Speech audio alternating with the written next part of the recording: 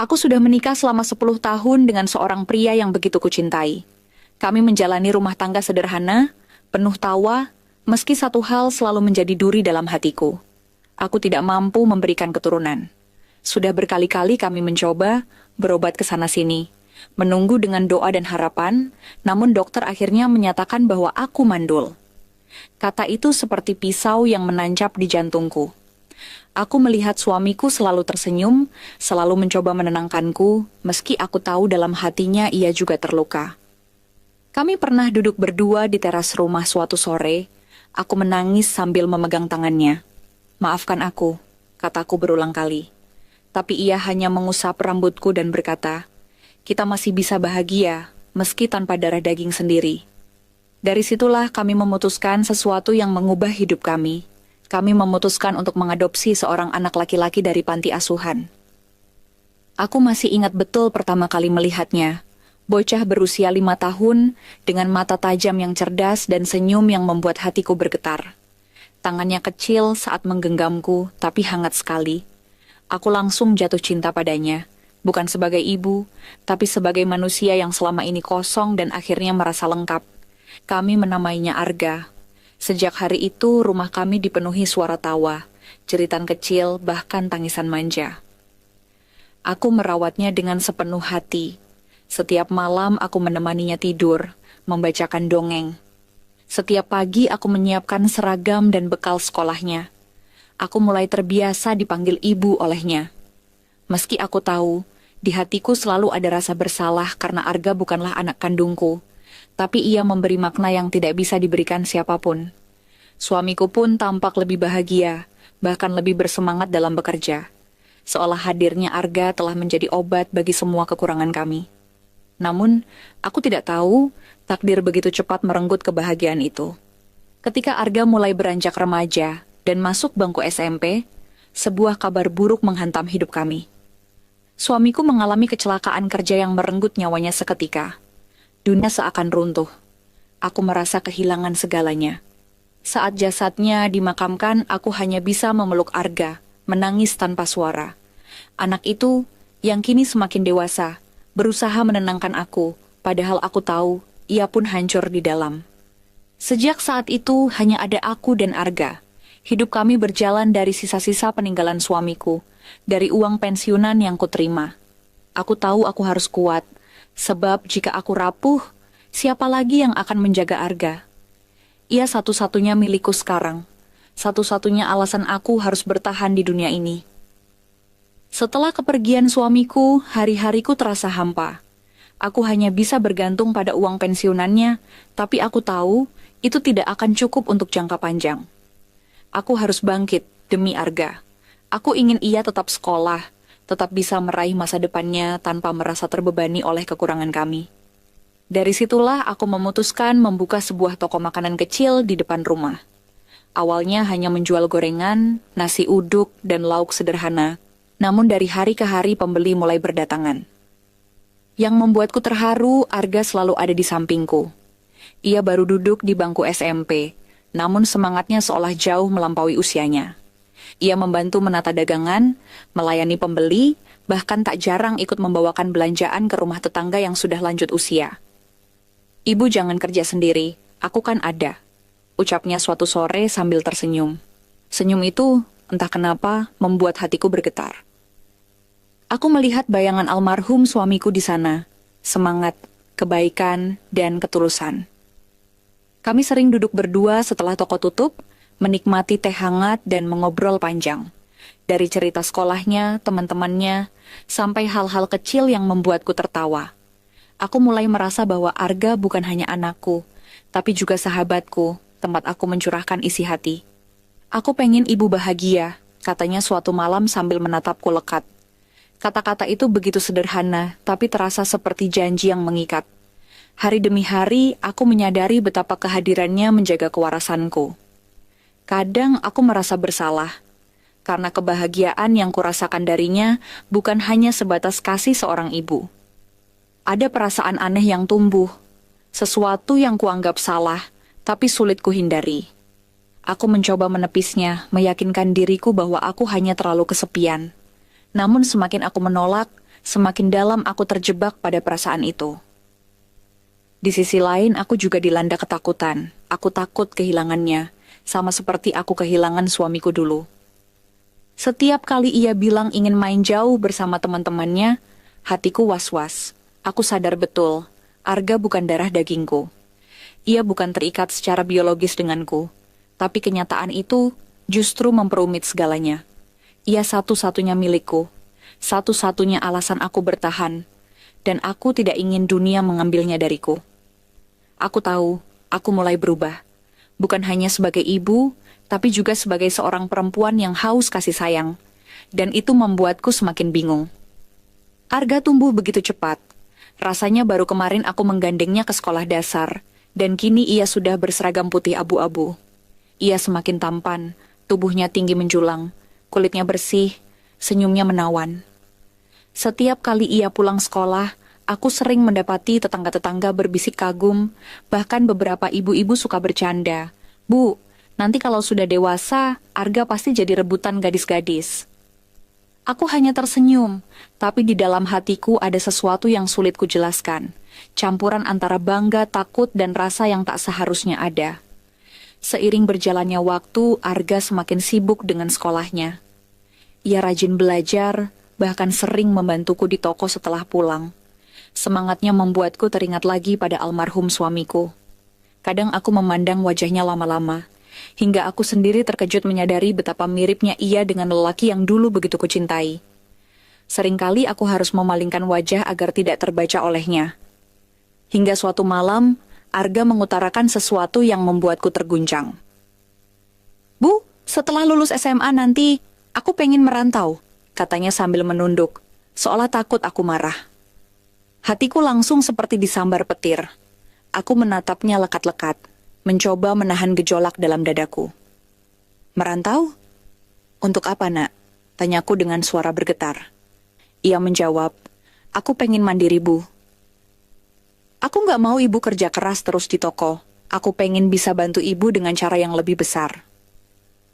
Aku terdiam lama. Di satu sisi, aku bangga mendengar niat mulianya.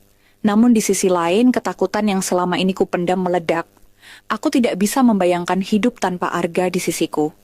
Dialah satu-satunya orang yang kumiliki. Jika ia pergi, aku akan benar-benar sendiri, tenggelam dalam kesepian yang menakutkan. "Tidak, Arga. Kamu tidak boleh pergi. Ibu tidak mengizinkan," ucapku tegas meski hatiku hancur. Wajahnya menegang, lalu ia mencoba tersenyum. "Tapi Bu, aku cuma ingin yang terbaik buat kita." Aku menggeleng keras. "Tidak ada yang lebih baik daripada kamu tetap di sini bersama ibu. Kamu tidak mengerti, kamu satu-satunya milik ibu."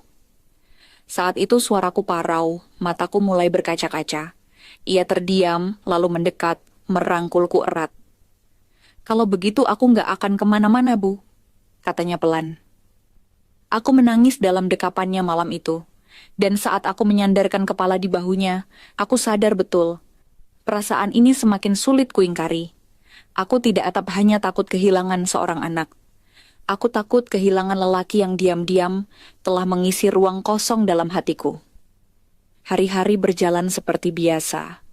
Toko makanan semakin ramai, Arga semakin dewasa, dan aku semakin bergantung padanya. Bukan hanya untuk tenaga, tapi juga untuk kebahagiaan yang menambal kesepianku. Namun suatu sore aku mulai merasakan sesuatu yang mengganggu. Arga pulang sekolah lebih larut dari biasanya. Wajahnya terlihat cerah.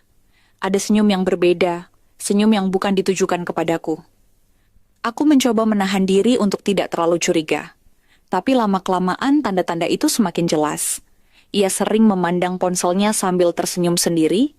Kadang ada nada dering pesan yang membuatnya buru-buru menjauh dariku. Suatu hari, tanpa sengaja aku melihat layar ponselnya ketika ia meletakkannya di meja. Nama seorang gadis terpampang di sana, lengkap dengan emotikon hati. Dadaku seperti diremas. Aku tahu itu pacarnya. Aku diam. Aku tidak menegurnya, tidak bertanya, tidak pula menyinggung. Namun sejak hari itu, ada api kecil yang terus membakar dalam dadaku. Rasa cemburu yang tidak pantas, rasa iri kepada seorang gadis yang bahkan tak aku kenal. Aku merasa seakan ada yang merenggut Arga dariku. merebut perhatian dan kasih sayang yang selama ini hanya kucicipi seorang diri. Setiap kali ia sibuk dengan ponselnya, aku merasa tersisih, dan itu menyakitkan. Di malam hari, aku sering merenung sendirian di kamar. Aku sadar betul aku bukan ibu kandungnya. Tapi selama bertahun-tahun aku merawatnya dengan penuh cinta, aku berhak merasa bahwa ia milikku. Tapi sekarang, kenyataan menamparku. Ia tumbuh menjadi lelaki muda, dan wajar jika ia jatuh cinta pada gadis seusianya. Aku tahu semua itu, tapi hatiku menolak menerima. Yang lebih menyiksa adalah saat aku menyadari, aku tidak hanya cemburu sebagai seorang ibu, tapi sebagai seorang perempuan yang mencintai seorang lelaki. Meski begitu, aku pandai menyembunyikan semua itu. Di depan Arga, aku tetap tersenyum, tetap melayaninya, tetap menjadi ibu yang penuh kasih. "Pacar kamu cantik ya?" tanyaku suatu kali dengan nada bercanda, meski di dalam hatiku hampir runtuh. Ia hanya tersenyum malu, lalu berkata, "Ibu jangan godain aku deh." Kami tertawa bersama, tapi tawaku getir. Sejak saat itu aku mulai mengerti betapa dalam aku telah jatuh pada perasaan yang terlarang ini. Dan semakin aku menutupinya, semakin besar ia tumbuh di dalam dadaku, menyesakkan, membunuhku perlahan. Hari itu Arga pulang dengan wajah pucat. Ia mengeluh lelah, kepalanya pening dan tubuhnya panas. Aku panik bukan main, segera membawanya ke rumah sakit. Dokter berkata, ia terkena tipes dan harus dirawat beberapa hari. Mendengar itu, hatiku seakan diremuk. Melihat tubuhnya terbaring lemah di ranjang. Selang infus menusuk lengannya, aku ingin menjerit. Aku duduk di sisinya, menggenggam tangannya sepanjang malam. "Bertahanlah, nak. Jangan tinggalkan ibu," bisikku sambil menangis diam-diam. 3 hari di rumah sakit terasa seperti sebulan penuh. Aku hampir tidak tidur, hanya sesekali menyandarkan kepala di tepi ranjang sambil terus memegang tangannya. Setiap kali ia membuka mata, aku segera tersenyum, menenangkannya. "Aku di sini, Arga, jangan khawatir." Dan setiap kali ia menutup mata kembali, aku merasa takut seakan ia akan pergi selamanya. Rasa takut itu terlalu dalam, melebihi ketakutan seorang ibu pada anaknya. Aku tahu itu, meski aku tak mau mengakuinya. Setelah kondisinya membaik, ia diperbolehkan pulang. Di rumah, aku merawatnya dengan sepenuh hati. Menyiapkan bubur, menyeka keringatnya, bahkan membantunya berganti baju. Dalam setiap gerakan, aku berusaha keras untuk mengendalikan perasaan yang meledak-ledak. Namun semakin kutahan, semakin kuat ia mencengkeramku. Malam itu, setelah beberapa hari ia di rumah, kami duduk berdua di ruang tamu. Lampu redup, udara hening. Arga menatapku lama, lalu berkata pelan, "Bu, kenapa ibu kelihatan sedih sekali? Aku nggak apa-apa kok." Suaranya lembut, penuh perhatian. Aku tercekat. Rasanya aku tidak bisa lagi menyembunyikan semuanya. Air mataku jatuh tanpa bisa kutahan. "Arga," suaraku bergetar. "Ibu sayang kamu, bukan hanya sebagai ibu. Aku mencintaimu lebih dari itu." Aku menunduk, takut menatap matanya, takut mendengar jawabannya. Namun tiba-tiba tangannya menggenggamku erat. "Aku juga, Bu," bisiknya. Aku mengangkat wajahku dengan terkejut. Ia menatapku dengan sorot mata yang serius, dewasa, dan penuh rasa yang sama. Tubuhku bergetar, dan entah bagaimana kami akhirnya saling merangkul. Dekapannya hangat, menenangkan sekaligus membakar. Dalam keheningan itu, tanpa sadar bibir kami saling mendekat. Hanya sekejap, lalu bersentuhan. Dunia seolah berhenti berputar. Kami tidak berkata apa-apa lagi malam itu. Kami hanya saling berpelukan, tertidur bersama di sofa, dalam pelukan yang bukan lagi sekadar antara ibu dan anak. Yang tak kusangka ternyata punyanya besar panjang, yang membuatku serasa di surga saat ia beberapa kali mentokin aku, hanya bisa merasakan nikmat dalam diam. Dan sejak malam itu, segalanya berubah. Sejak malam pengakuan itu, ada sesuatu yang berbeda dalam rumah kami. Arga tidak lagi hanya memanggilku ibu dengan nada anak pada orang tua. Ada kehangatan lain, sesuatu yang sulit dijelaskan. Malam berikutnya, tanpa banyak kata, ia kembali masuk ke kamarku. Awalnya aku kaget, Tapi ketika melihat wajahnya yang tersenyum canggung, aku tidak sanggup mengusirnya. Ia berbaring di sampingku dan aku membiarkannya. Malam itu kami saling berpelukan hingga tertidur. Hari-hari setelahnya berjalan seperti biasa di luar. Aku tetap memasak, melayani pembeli di toko, merapikan rumah. Arga tetap sekolah, belajar, dan membantu pekerjaanku. Tapi ketika malam tiba, rumah yang tadinya hanya berisi kesepian kini penuh dengan bisikan, pelukan, bahkan ciuman. Kami mulai terbiasa tidur bersama, berbagi kehangatan yang tidak lagi pantas disebut sebagai kasih ibu dan anak. Kadang aku merasa seperti perempuan muda kembali. Ada getaran setiap kali Arga menggenggam tanganku. Ada rasa tenang sekaligus menggairahkan saat ia menatapku dengan sorot mata penuh cinta. Ia begitu mirip dengan ayah angkatnya dulu, tapi sekaligus berbeda. Lebih lembut, lebih hangat, lebih milikku sepenuhnya. Dan aku membiarkan diriku tenggelam dalam perasaan itu, seolah melupakan kenyataan. Namun, di balik semua kebahagiaan yang aku rasakan, selalu ada rasa bersalah yang mengendap di dasar hati. Aku sadar, apa yang kami lakukan ini salah. Aku adalah ibunya, meski hanya secara hukum, bukan darah. Aku adalah orang tua yang seharusnya melindungi dan membimbingnya, bukan malah terlibat dalam kemesraan yang tak semestinya. Malam-malam setelah kami tidur bersama dan melakukan hal yang sama, aku sering menangis diam-diam, menatap wajahnya yang lelap di sisiku. Apakah ini benar? Tanyaku dalam hati. Apakah aku hanya egois, memanfaatkan kesepianku hingga menahan Arga dalam dunia yang tidak normal? Tapi setiap kali aku mencoba menjauh, Arga selalu meraihku kembali. Aku sayang ibu, bisiknya, sederhana namun cukup untuk menghancurkan seluruh pertahananku. Aku terlalu lemah untuk menolak, terlalu haus kasih sayang, terlalu takut kehilangan. Aku tahu, jalan yang kami tempuh ini tidak bisa terus berlangsung, tapi aku belum siap mengakhirinya. Aku hanya ingin menikmati sedikit lagi kebahagiaan yang selama ini tak pernah kurasakan. Semakin lama, hatiku makin gelisah. Malam-malam penuh kehangatan bersama Arga memang membahagiakan, tapi setelah pagi menjelang, rasa bersalah itu selalu menghantui. Aku sering menatap diriku cermin. Seorang perempuan berusia matang, dengan wajah yang mulai menua, garis-garis halus di sekitar mata, dan hati yang kotor karena terjebak dalam cinta yang seharusnya tidak ada. Kadang aku bertanya, apa yang sebenarnya aku lakukan? Apakah aku masih pantas disebut seorang ibu? Arga sendiri terlihat begitu tenang. Ia tidak pernah merasa ada yang salah. Setiap kali pulang sekolah, ia mendekat, mencium pipiku, bahkan kadang memelukku dari belakang sambil berkata, "Ibu jangan sedih, aku selalu ada buat ibu." Kalimat itu yang membuatku makin hancur. Karena justru di balik kasih sayangnya, aku tahu ia harusnya menjalani hidupnya sendiri. Ia harusnya mencintai seorang gadis sebayanya, bukan aku. Kebingungan itu akhirnya membawaku pada satu keputusan yang menyakitkan. Aku harus melepaskannya. Aku tidak bisa membiarkan diriku terus menyeret Arga dalam dosa yang makin dalam. Suatu malam, aku berdoa lama sekali, meminta kekuatan agar bisa melakukan hal yang benar. Air mataku jatuh tanpa henti, tapi aku tahu inilah jalannya. Aku tahu Arga punya pacar, seorang gadis muda yang sering mengirim pesan padanya.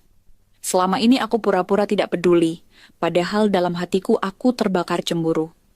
Namun kali ini, aku justru mencari cara untuk mendekatinya. Dengan hati berdebar, aku memberanikan diri menghubunginya. "Aku ingin bicara denganmu," kataku saat bertemu diam-diam di depan toko yang sudah tutup. Gadis itu terlihat gugup, tapi matanya jujur. Aku menatapnya lama, lalu berkata lirih, "Tolong, jangan tinggalkan Arga. Dia mungkin terlihat dewasa, tapi sebenarnya hatinya rapuh. Aku ingin kamu membujuknya untuk segera menikah, agar dia tidak lagi terjebak di sisiku." Kata-kata itu keluar dengan suara parau, seolah ada yang merobek dadaku. Aku merasa seperti menyerahkan harta paling berharga milikku sendiri. Gadis itu terdiam lama, lalu mengangguk pelan. "Saya juga sayang sama Arga, Bu. Saya janji akan menjaganya." Aku menahan air mata, hanya bisa tersenyum getir. Malam itu aku berjalan pulang dengan langkah berat, dan ketika melihat Arga sedang menungguku di rumah, senyumnya begitu tulus. Hatiku bergetar hebat, aku baru saja merencanakan untuk merelakannya. Aku tahu, sebentar lagi aku akan kehilangan. Hari yang paling kutakuti akhirnya tiba. Hari pernikahan Arga. Sejak pagi, rumah ramai dipenuhi kerabat dan tetangga. Senyum dan doa mengalir tiada henti. Semua orang memuji betapa tampan Arga dengan jas pengantinnya, dan betapa cantiknya mempelai perempuan yang duduk di sampingnya. Aku duduk di kursi depan, tersenyum kepada para tamu, tapi dalam hatiku, gelombang rasa sakit mengamuk. Saat Arga menyalamiku setelah ijab kabul, tangannya gemetar, matanya berkaca-kaca. "Bu, doakan aku ya," katanya lirih. Aku memeluknya erat, lebih erat dari biasanya. Seakan aku ingin menahan waktu agar ia tidak pernah lepas dariku. "Aku selalu doakan kamu, Nak," jawabku dengan suara serak. Saat bibirku menempel di keningnya, air mata yang kutahan sejak pagi akhirnya jatuh juga. Aku menangis bukan karena sedih semata, tapi juga karena lega. Setidaknya aku telah menunaikan kewajibanku sebagai seorang ibu, meski di baliknya ada hati yang retak. Hari itu berlalu dengan senyum palsu yang kupasang. Semua orang melihatku sebagai ibu yang bahagia melihat anaknya menikah. Tak ada seorang pun yang tahu badai yang terjadi di dalam dadaku. Aku tersenyum, aku menyalami tamu, aku menepuk bahu Arga dengan bangga. Tapi begitu aku sendirian di kamar, aku jatuh terduduk, memeluk diriku sendiri, menangis sejadi-jadinya. Malam setelah pesta usai, rumah terasa kosong. Arga sudah pergi bersama istrinya, meninggalkan ruang yang selama ini selalu dipenuhi suaranya. Aku berjalan ke kamarnya, menatap ranjang yang dulu sering ia tiduri, lalu teringat malam-malam ketika ia diam-diam tidur di sisiku. Bayangan itu membuatku semakin sesak. Sudah berakhir, bisikku pada diri sendiri. Namun ternyata aku salah. Beberapa hari setelah ia menikah, Arga kembali mengunjungiku. Istrinya sedang sibuk dengan keluarga, jadi ia menyempatkan mampir. Aku mencoba bersikap biasa saja, menyajikan teh seperti biasanya. Tapi ketika ia duduk di sampingku, menggenggam tanganku, aku merasa tubuhku kembali lemah. "Aku tetap sayang sama ibu, apapun yang terjadi," katanya. Aku menunduk, tak sanggup menatap matanya. Rasa itu tidak hilang, hanya tertutup oleh status baru yang ia sandang. Aku tahu, sejak saat itu, hubungan kami tidak akan pernah benar-benar sama. Aku harus menerima kenyataan. Arga sudah menjadi milik orang lain. Namun, di lubuk hati terdalam, aku masih menyimpan cinta yang tak pernah bisa kupadamkan. Meskipun sesekali aku bertemu dengannya, kami masih sering bermesraan, namun tidak sewah yang dulu hanya sebatas ciuman dan pelukan. Kadang juga aku masih minta jatah masuk, namun sebentar hingga akhirnya rasa itu hilang dengan sendirinya. Dan aku menikmati peranku sebagai seorang ibu yang bahagia, melihat anaknya bahagia. Satu hal yang paling aku suka dari Arga jago banget di atas, dan suka mentokin entah siapa yang ngajarin, pokoknya nggak akan pernah bisa aku lupakan. Nah, sekarang kamu sudah bahagia Arga, jaga istri kamu baik-baik, Nak. Tamat.